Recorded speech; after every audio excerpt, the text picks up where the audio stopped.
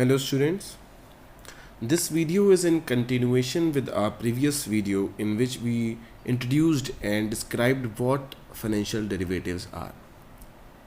Now this video deals with different types of basic financial derivatives which are used by investors or by those people who are exposed to interest rate or currency rate risk or commodity risk, any kind of financial risk can be hedged and speculated using these financial derivatives.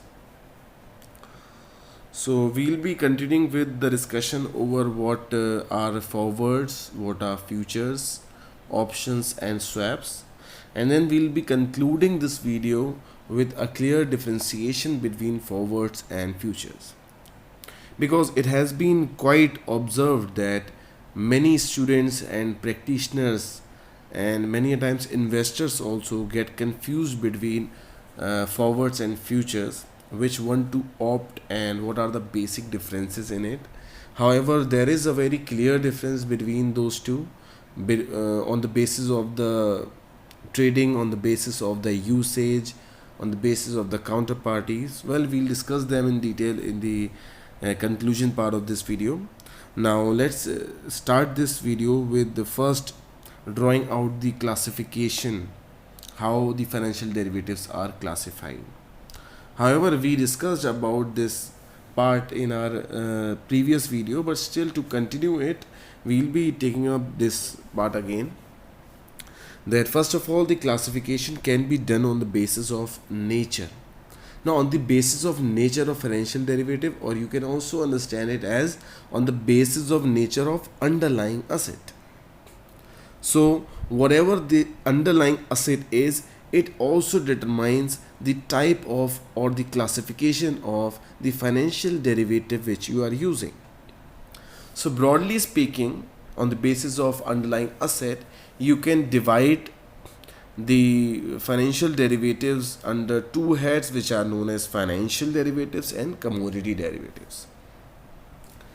So all the derivatives, all the all the derivatives which are dealing with commodities, in which hedging of commodity is being done, or in which producers or manufacturers want to save themselves from the risk of movement of prices of their produce, those are known as commodity derivatives. The underlying asset in commodity derivative is some or the other commodity. It can be gold, it can be silver, it can be some agricultural product, it can be any metal, it can be petrochemical products, it can be petroleum. So any commodity, any physical thing can be an underlying asset in commodity derivative. However, when we talk about financial derivatives, the underlying asset has to be a financial asset or liability. So the underlying asset can be a treasury bill, it can be a loan, it can be a promissory note, it can be some interest rate. So there can be any, it can be equity or in equity index. So there can be any financial instrument acting as an underlying asset in financial derivatives. The examples of financial derivatives are forwards, futures, options, etc., which we'll be going to discuss in this video. Then the classification can be done on the basis of the market in which these financial derivatives are being traded. So trading means exchanging of a particular instrument between two parties, or you can understand trading as a process through which the two parties, or which are known as counterparties, are actually interacting with each other and entering into a contract. So what happens in financial derivatives, or what happens in derivatives, there are two parties involved.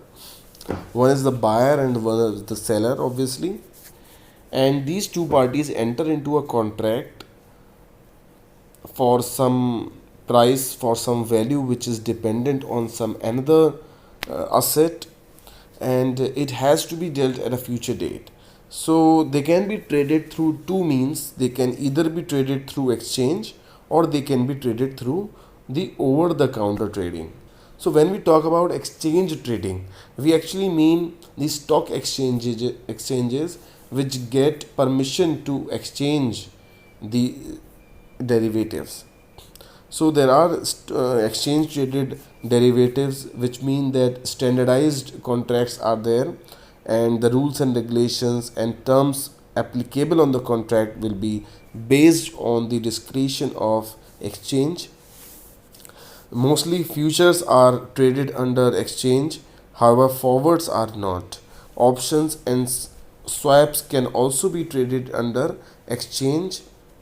However, over the counter trading is when the exchange is not involved and two counterparties get into a contract through a facilitator or a middleman who decides, who helps them to decide to enter into the contract. So over the counter trading is very much popular in case of forwards and swaps. However, many options are also traded over the counter. Now, commodities can be traded in both the exchanges. So there are certain commodity derivatives which are standardized, so they are traded through exchange. However, when you are formulating a commodity derivative based on the mutual need of the parties, they are the over the counter traded commodity derivatives. Now, discussing about the basic financial derivatives, starting with the forwards. A forward is basically is a financial derivative that is custom made, and they are the contracts to actually buy or sell an asset in the future at an agreed and specific price. So it is a contract. For forward is a contract, that means two parties are involved to buy or sell. Now these forward contracts can be done for buying or can be done for selling at a future date. So a future date is predetermined, and on that future date a buying or selling has to be done, and the price at that date has to be determined today only. So at the time when contract is made, or at the time the parties are entering into the contract, they determine the price, a price which will be followed in future, and at that same price the trading or buying or selling has to take place. Now both the parties has to meet their obligation in this. They cannot evade their responsibility. So whatever is the market price on that future date, that is not considered. The price which is determined at the time of initiation of the contract has to take place, and both the parties has to bind themselves by that price. It binds a seller to deliver at a future date and a buyer to correspondingly accept a certain quantity of a specified commodity at the price agreed upon. So buyer cannot make an excuse that in the market, in the free market, the products are available cheaper, so I will not buy it from you. No, if a forward contract has been entered, so no matter what the price is there in the market, it may be low, it may be high, but a buyer cannot refuse to accept the goods and pay the price. Similarly, a seller cannot argue that in the market the price is higher, so I will sell you at a higher price. No, the price which is already determined has to be followed. For example, if two parties enter into a contract that at a future date, suppose after 2 months, I will buy US dollars from you at 65 rupees per dollar. Party B agrees to it. But at a future date, the price of the US dollar is 67 rupees per dollar. So the forward contract is beneficial for the buyer, who is saying that I will buy it because the market rate is 67 and he is getting at 65 using the contract. But the seller is in a loss position. If he would have sold it in the market, he can sell it at 67 rupees. But at the forward contract, the price is already determined. They have to follow it. So he is bound to sell at 65 only. None of the parties can refuse, and if they refuse, they're actually committing a default, and a legal suit or an appropriate legal inquiry can be taken up in this case. Now, forward contracts are traded over the counter. They are not traded through exchange. They are not standardized contract because these contracts are made as per the needs of the parties. These are not standardized contracts which are already available in the exchange. You go and buy or you go and sell your thing. No, these are custom made. These are made as per the needs of the parties. Whatever needs or requirements are there, as per those conditions the contracts are made. The dates, maturity date or the payment date or the way of settlement, everything from A to Z is determined between the parties, and they set their terms of settlement themselves. These can be between two financial institutions or between financial institution and its client. So the two counterparties in forward contract can be two financial institutions. So one financial institution can enter into a forward contract with another financial institution for some future date, or it can be between a financial institution and its client. These are negotiated between the parties. So negotiation can be done between the parties. The way of settlement can be determined by themselves. If there is a default, what can be done, what should be done, what have to be done, everything related to the terms of the contract, of the forward contract, is done between the parties themselves.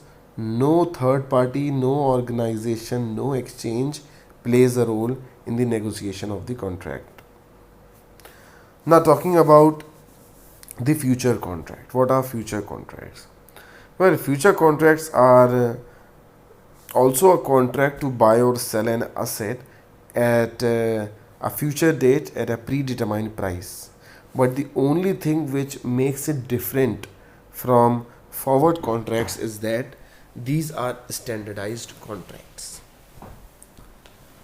Well, as we discussed that forward contracts are basically customizable contracts or tailor-made contracts as per the needs of the parties. So in the case of future, it is not followed. Customization is not done. In case of for future contracts, standardization is there. So standardized or already made contracts are available over the exchange, and those who want to buy them can buy them through the exchange directly. The terms and conditions, the settlement, the price, anything cannot be negotiated by the party who want to enter into a future contract, because those are already fixed or predetermined by the exchange it is being traded on. So this is the case. This is the reason why they are known as standardized, because they are standard contracts. They're not customizable or changeable. These are traded on exchange because of these standardized norms which are being followed. So a future contract is traded over the exchange. However, forward contracts are traded over the counter. The norms are for followed, which are standardized as per the exchange.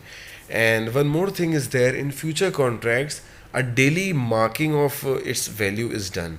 So daily market value is marked and daily settlement takes place in futures. Now the next one is options.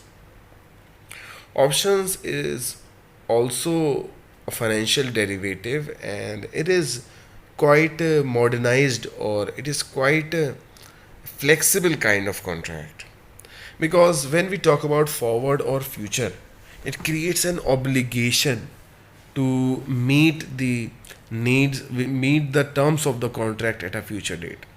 So forward or future hedges you against the future risk, but also removes the possibility of future gains. Like I quoted the example of buying of a US dollar with respect to Indian national rupee. So the buyer was okay, happy, but the seller was in a sad situation. Similarly, there can be an adverse situation. The buyer can be in a sad situation. The future of forward contract is for 2 months at rupees 65 per dollar, but at a future date the prices go down and dollar is available at 63 rupees.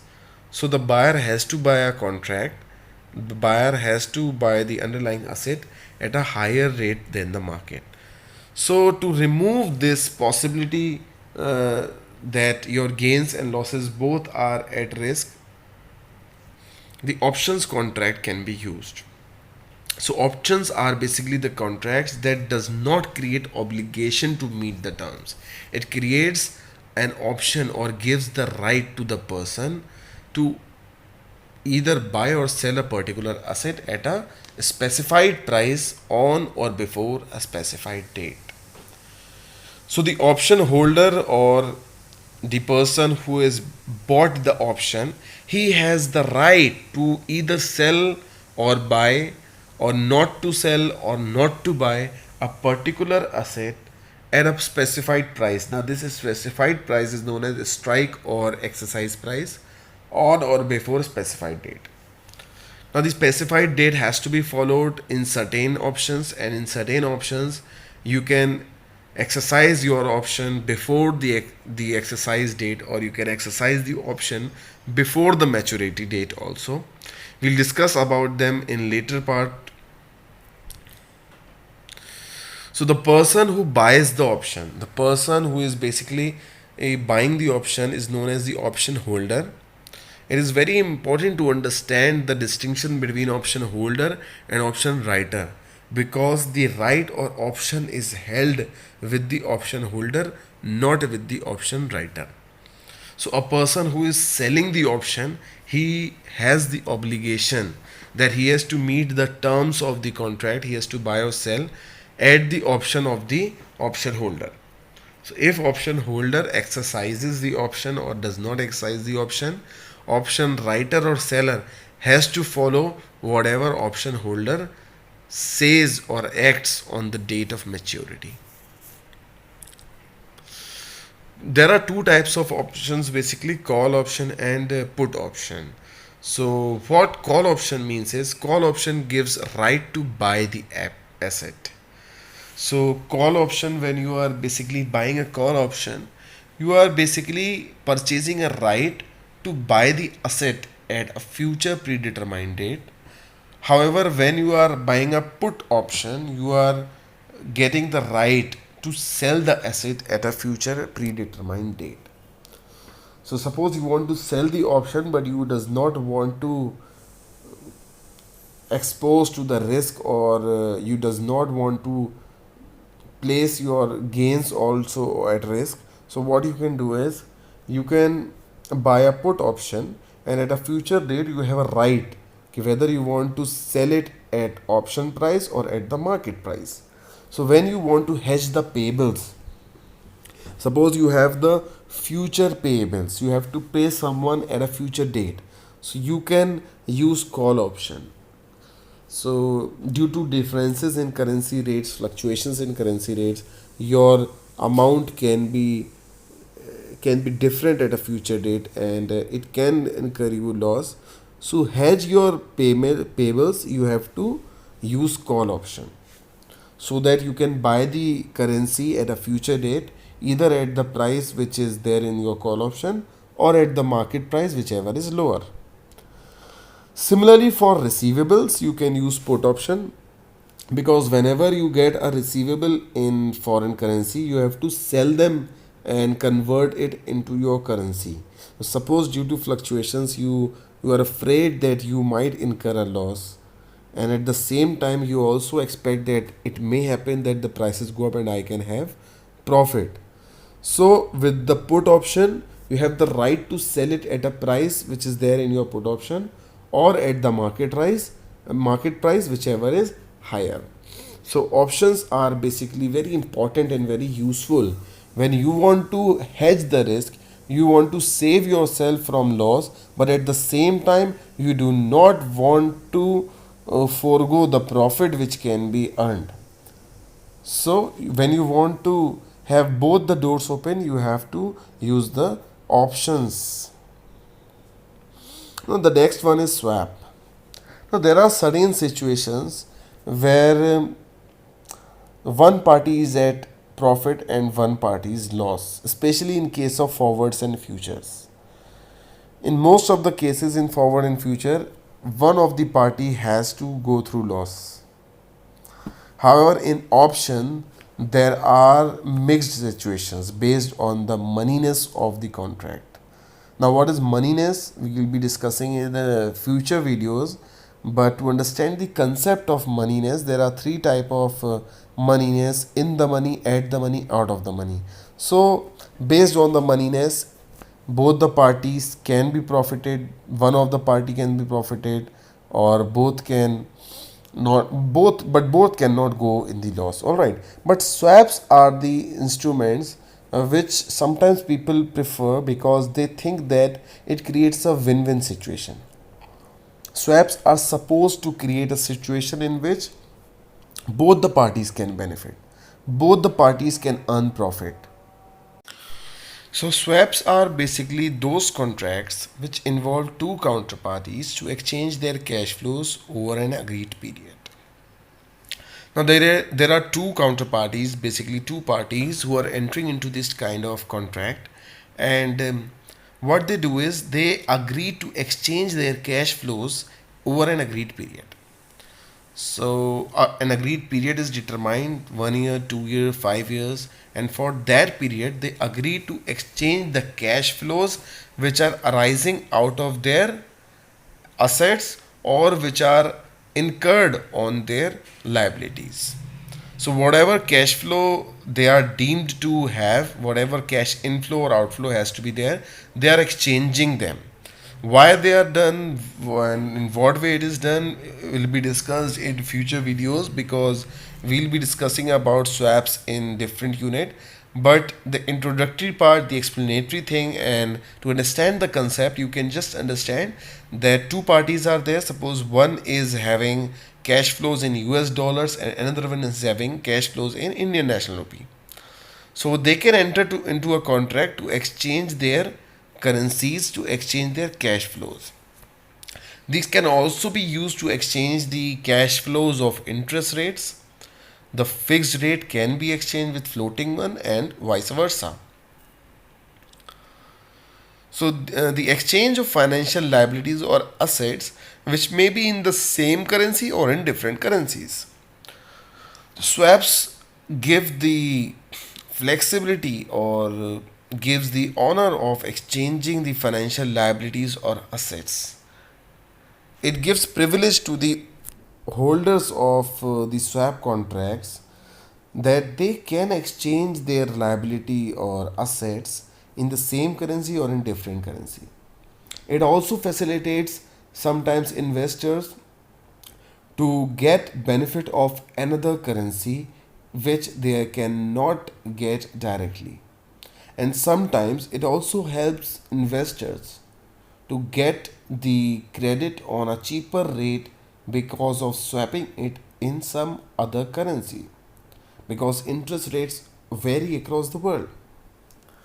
Now, based on the exchange of cash flows or based on the streams which are being exchanged, there are different type of swaps. For we'll be just pointing out those ones. There can be interest rate swaps where the streams of interest rate are exchanged, fixed and floating are exchanged with one another. These are the most commonly used interest rate swaps. The second is currency swaps. In the currency swaps, the parties exchange the whole cash flows which are in different currencies. So these are done to mitigate or to hedge the risk which would have been arising out of their exchange rate fluctuations. And interest rate swap and currency swaps are the most commonly used swaps. However, there are index swaps also. in which the underlying asset is some stock index, Sensex or Nifty, Standard Poor's, Dow and Jones. So these can be stock indexes which can be used for determining the cash flows. Then commodity swaps can be there, which are based on some agricultural produce commodity. So producers and manufacturers basically use commodity swaps to hedge the risk of fluctuating rates, fluctuating market rates of their commodities. Then credit default swap is a very interesting one, which can be also understood as an insurance against credit default. So suppose your debtor defaults the payment. In that case, you can get the whole lot of money from the person with whom, or from the agency with whom, or institution with whom you have entered into credit default swap. In return, you have to pay a premium to that another party. So these are the kind of swaps which are used in the market. Talking about the basic financial derivatives, these were the basic financial derivatives which are normally seen into the market and which can also be seen into the Indian market. However, there are different swaps also, like warrants are there, and other exotic options, exotic derivatives are there, which are non-standardized ones and are created out of the specialized needs or circumstances. Now, coming to conclude our today's video, we'll be discussing upon the different differences among forwards and futures. So to start with the size of the contract, the forward size of the forwards are decided between the parties. So these are purely customizable. The size can be as small as they need or as large as the parties need. However, future contract size is standardized. Each future contract comes in a specific price, and it is traded on in that size only. Coming on the price of the contract, in forwards, the price of the contract remains fixed till maturity. However, futures prices changes daily, because as I pointed out in earlier slide or earlier part of this video also, these are marked daily. So marking to market has to be done daily in futures, and the price settlement also changes daily in futures. Well, marking is not done in forwards, but market marking is done in futures daily. No margin is required in forwards. However, margins are to be paid by both the buyers and sellers. There is an initial margin which is to be paid at the starting of the contract. There is a maintenance margin which has to be kept in the account for the daily settlement of the contracts. Counterparty risk is very high in forwards because these are over the counter traded and these are tailor made contracts. However, counterparty risk is very minimal, almost negligible in futures, because these are traded over the counter. Legality of these contracts are very high. There can be any number of contracts when we are concerning forwards. So in a year, a party or two parties can enter any number of contracts. However, in case of futures, number of contracts in a year are fixed between 4 to 12. For hedging, forwards are tailor-made for specific date and quantity, hence they are perfect for hedging. But hedging is done by nearest month or quarter in case of futures, and quantity are already standardized, so it is not perfect, but they can be used. No liquidity in forwards because they are traded on secondary market and they are tailor made. However, liquidity is there in case of futures because they are traded on exchange. They are more secure, their prices are fixed, they are standardized. Over the counter trading is done in forwards. However, exchange trading is done for futures. S- Mode of delivery, when we talk about the mode of delivery, in forward is specifically decided delivery is there. Most of the contracts result in delivery. So at the specific date which is already determined, the settlement is done either by delivery of asset or through cash. But when we talk about futures, they are standardized and most of the contracts are cash settled. They are mostly settled through the cash which is involved and not through delivery. Well, that's all about today's discussion. If any query is there, you can revert as per your needs. And have a nice day. Stay safe. Happy learning.